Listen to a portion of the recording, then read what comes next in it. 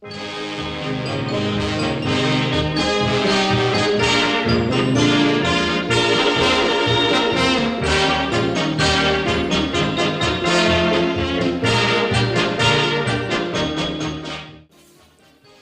of the most popular activities for children growing up in Coolardville was participation in 4-H.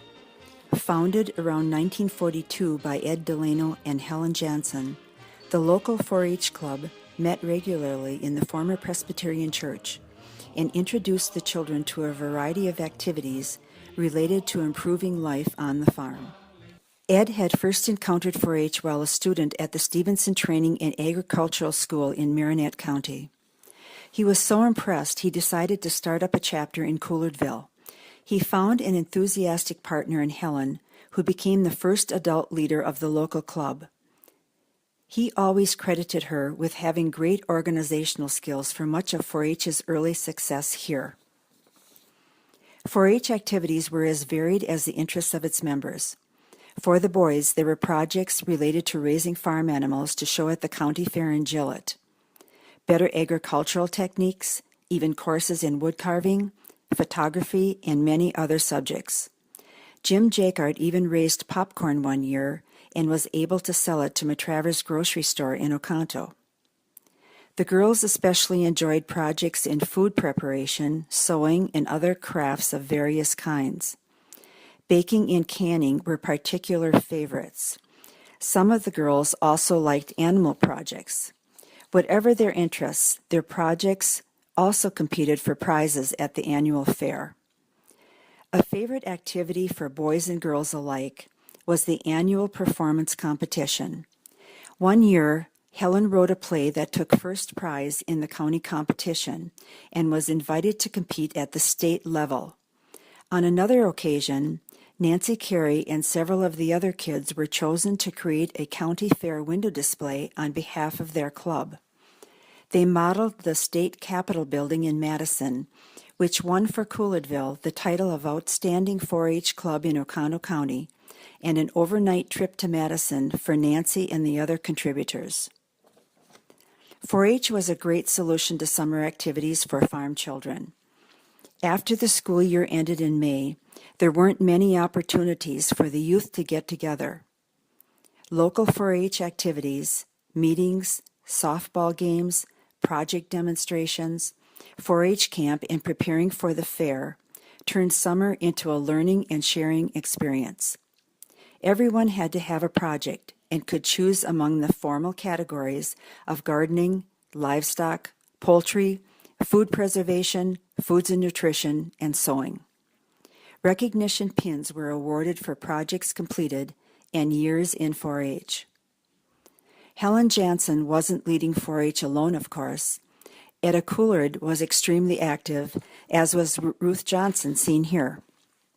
Lorraine Jacquard was another particularly active adult leader, as was Lucianne Tommy. The Coolardville 4-H always presented great booths at the annual fair. This one was devoted to sharing tips on how to take care of dairy calves to make them more productive as adults. And this one presented various methods for preserving the garden harvest so that it could be enjoyed year-round. Such exhibits earned Coolardville 4-H members lots of blue ribbons and certificates. They also did extremely well in other competitions, such as this sectional event at Gillett High School, where Leon Jansen won first place in the boys' agricultural division and Beverly Coulard took first place in the girls' home economics demonstration. Coolardville 4-H also fielded a strong softball team under longtime coach Ted Funk. Earlier, Gail Jansen was the coach when Coolardville won the 1948 South Oconto County Championship. Gail and his bride-to-be, Janice DeTage, were longtime 4-H leaders, first as junior leaders of the Oconto County organization, and then on the board of directors. As a competitor, Janice's favorite 4-H projects included gardening, food preservation, and food and nutrition. She won many county fair awards for her flowers, vegetables, canning, and baking, as well as Wisconsin State Fair prizes for her canned goods. She also was proud of her trophy for girls 4-H first place driving rodeo.